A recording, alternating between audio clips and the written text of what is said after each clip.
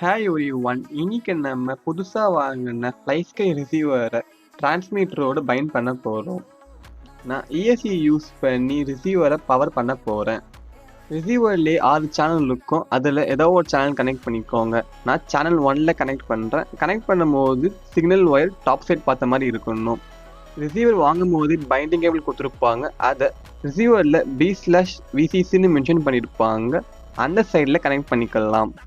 பேட்டரியை ESCயோட கனெக்ட் பண்ணிக்கலாம். இப்போ நம்ம ரிசீவரில் LED வந்து ஃபாஸ்ட்டாக பிளிங்க் ஆகிட்டு இருக்கு. இது என்ன இண்டிகேட் பண்ணுதுன்னா இன்னும் நம்ம டிரான்ஸ்மிட்டர் பைண்ட் பண்ணலைன்னு. இப்போது டிரான்ஸ்மிட்டர் ஆன் பண்ணிவிட்டு அன்லாக் பண்ணி செட்டிங்ஸ் ஓப்பன் பண்ணிக்கோங்க. அதில் சிஸ்டம் பேஜ் ஓப்பன் பண்ணுங்க. அதில் ஃபஸ்ட்டுலேயே RX பைண்டர் இருக்கும். அதை கிளிக் பண்ணி இப்போ நம்ம ரிசீவர் பைண்ட் ஆகிடுச்சு. பிளிங்கான LED வந்து சாலிடாக மாறிடுச்சு. நம்மளுக்கு இனிமேல் பைண்டிங் கேபிள் தேவைப்படாது. அதை ரிமூவ் பண்ணிடுங்க. ரிசீவர் கரெக்டாக பைண்ட் ஆகிருக்குன்னு செக் பண்ணுறதுக்கு நான் சர்வோ மோட்டர் யூஸ் பண்ணுறேன். சர்வோ மோட்டரை நான் சேனல் 4ல் கனெக்ட் பண்ணிக்கிறேன். கனெக்ட் பண்ணும்போது சேம் தான், சிக்னல் ஒயர் டாப் சைட் பார்த்த மாதிரி இருக்கணும்.